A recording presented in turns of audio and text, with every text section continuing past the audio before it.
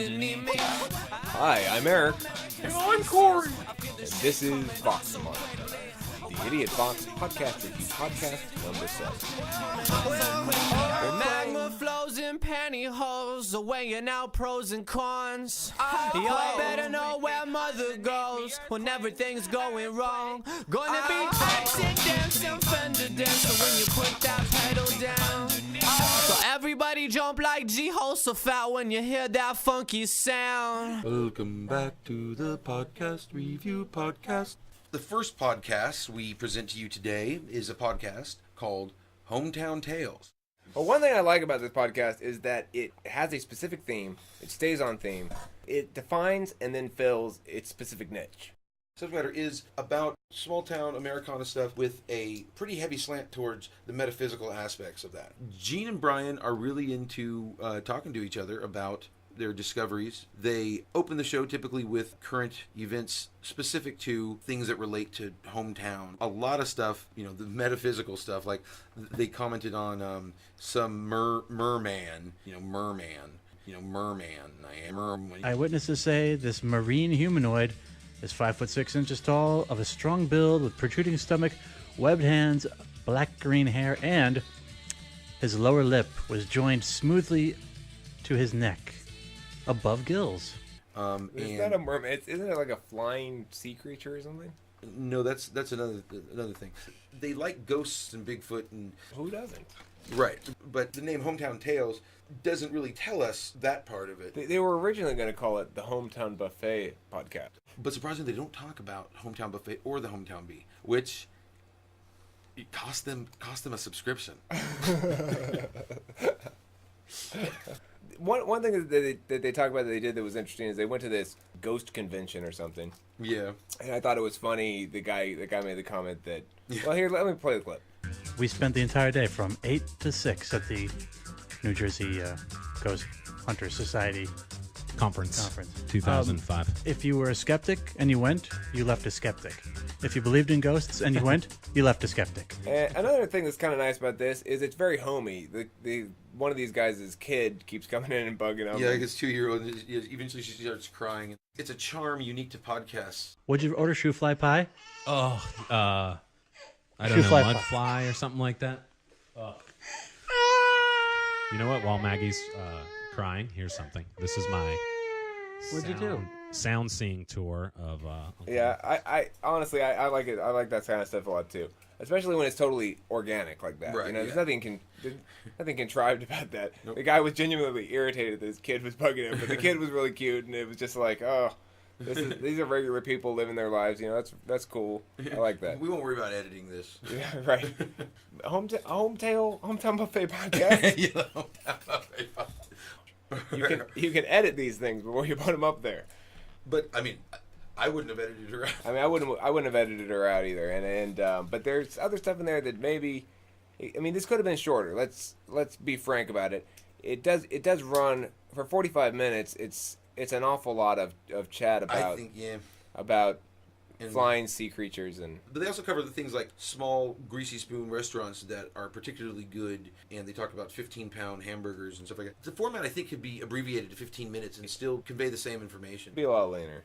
Anyway, but certainly something that's worth checking out if you're interested in the subject matter especially. You can get the feed at idiotvox.com, or you can click on the link here on Vox Monitor. The second podcast today is a podcast called Israelisms, and one thing this podcast does well is that it has its specific niche. It's about and from Israel. It's by 2 American expats in Israel. The show opens with them discussing Holocaust Remembrance Day, and if you're interested in learning from a sort of anthropologist standpoint about this culture, the Israeli culture, and what life in Israel is like, I think this would be a very useful resource because you could listen to these people talk about their everyday experiences of life in Israel. It is interesting when they begin discussing safe parts of town and not safe parts of town. It's in East Jerusalem, so it's definitely not kosher. And because, as many of you know, East Jerusalem it's the Arab part of town. Isn't Israel in the Arab part of town? So it's not in the best neighborhood. But it's really not bad. I mean, we've passed there numerous times on the way to the American consulate. Well, yeah, the American consulate is in East Jerusalem it's also. right around the corner. Right. And I don't think it's a problem. It's not in the problematic area at all. No, I wasn't nervous about being there or anything. Hearing the obviously American voices dealing with that kind of puts things into a context that I wasn't used to. So it was effective at that, but that's not what they were trying to do necessarily. But it was interesting in that respect. I'm not sure how important their intent is, but Right. the fact is, and on that level, they did make an interesting piece of media here. This is what they call Israelisms. Charlie and Carol's irreverent weekly podcast of life and politics in that wacky place we call ... Israel. I like the text. Yeah, but no, when I read this before listening to it, I was all, oh, this is going to be kind of cool.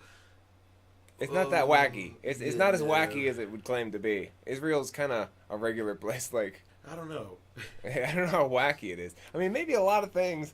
I'm not sure how irreverent it is. Check out the Dead Sea. That's so crazy. Look, inter-race warfare.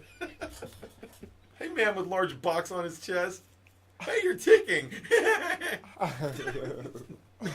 That's irreverent. That's wacky. But regardless of that, the fact is they do make an interesting piece of media on some levels. However, there are a couple things that are holding them back. One, this MP3 has been compressed down to a nub, and you can hear that really ultra compressed kind of tinny whistle that you get. You're such a fascist.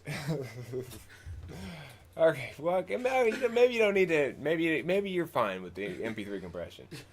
But anyway, the other thing that holds it back is, again, it could use some substantial editing. There's some good stuff in there. Yeah, there is. There's Some really good stuff in there, but there's an awful lot of banal banter. Yeah. And they're both fairly engaging personalities. The guy seems really happy. The lady seems a little more stern and earnest. But stern and earnest. Sternest goes to King. But anyway, it's a good podcast. It's a very much ordinary people living their ordinary lives kind of podcast. And if you're looking for thrills, if you're looking for fireworks, this probably isn't the podcast you want to check out. However, if you've got an interest in Israel or Israeli culture, or if you happen to know these people, then you'll probably want to listen to their podcast. And you can get the feed from idiotvox.com, or you can get it from the Vox Monitor page at voxmonitor.com. On to the next podcast. Okay, for the last podcast today, we have a podcast called Speechless. We saved this one for last because I think both Corey and I felt like we had some commentary we wanted to hoist upon the listening public. This podcast is called Speechless. It's a podcast about instrumental music by a gentleman named Luke. What's his name? The Lukes of Hazard. Luke Stark. By a gentleman named Luke Stark. He's from Westwood, Massachusetts. This podcast is a very smooth podcast. It does a lot of things very well. One of the things I like about this podcast is its format. Luke chooses to do just 3 songs per podcast. I don't know if that's true of all of them, but it was true of the one we listened to. And I think that that's a very good idea. He keeps it lean, so it's not too long, but more importantly, you can get your brain around the thing as a whole. I remember that podcast where you did those 3 songs. Right. It makes it easy to construct a theme for a show, too. I'm not sure if there's a theme within the show specifically in this one, but right, the format, a 3-song format allows that to occur. Right. The other thing that it allows him to provide more extensive commentary about each of the artists or each of the songs that he's including. Before he begins playing songs, he talks a little bit about the show in general, what its purpose is, and what his thoughts are on instrumental music. Let's listen to a clip of that. Give the song time. Give it time to develop. With instrumental music, what you hear at the beginning is not what you're going to hear at the end. Songs tend to evolve as you're listening to them. That comment there kind of threw me a bit, where he seemed to be positioning instrumental music as a music which evolves over time, and narrative-based or lyric-based music as a type of music which would not. I don't think that holds to be true. So I wasn't too sure what was being asked of me. Right. I think what maybe he's trying to say is that a lot of instrumental music seems to take its time more getting to its themes. I don't think that's necessarily a good thing for music to do. Music's well suited to deliver its message and say goodbye, But right. That's just my opinion about that. Let's listen to this next clip, see what else Luke has to say. The second tip is repeat listening helps. You're going to hear some music. Maybe you don't like its style. Repeat listening.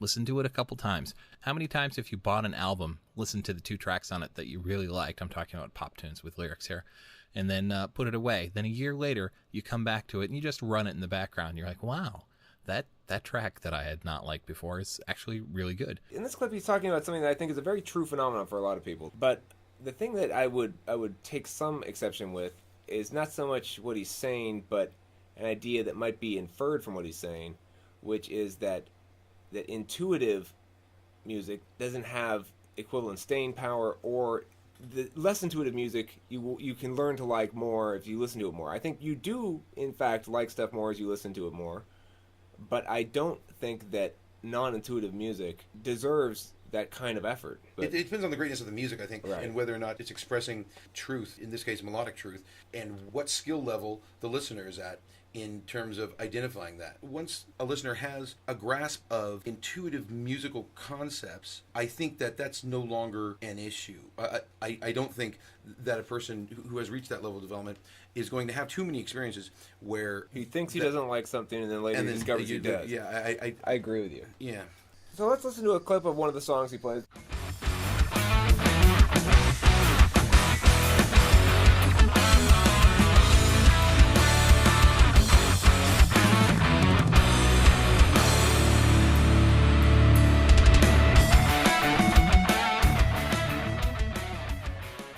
I heard a bunch of musicians, and that's what I heard. What you actually heard was one musician, apparently. It really was. It's all one guy. But yeah, that's very much musician music there. It's made by a guy who my guess would be is somebody who has been distracted by the skills of musicianship. Music is melody, and the artist here exactly how he wants it to sound. He's a skilled craftsman. And that's very skilled, but that's an engineer, not a musical artist that I just heard. So right. I have to say that the other 2 songs that Luke plays are better than this one, but you can find the feed for Speechless on idiotvox.com or on the Vox Monitor website. Okay, that's going to do it for today's Vox Monitor, number 7. Vox Monitor is a subsidiary of idiotvox.com, your podcasting hub. You throw a lot of poo at a lot of monkeys, but not the idiot Vox monkey. Yeah, it's a good point, Chory. So I want to say thanks to Janie, our production assistant, and Tom, our researcher, Bob, the fact checker, Mary, our chef, and for everyone else here at Vox Monitor Industries, I bid you goodbye. I bid you peace out.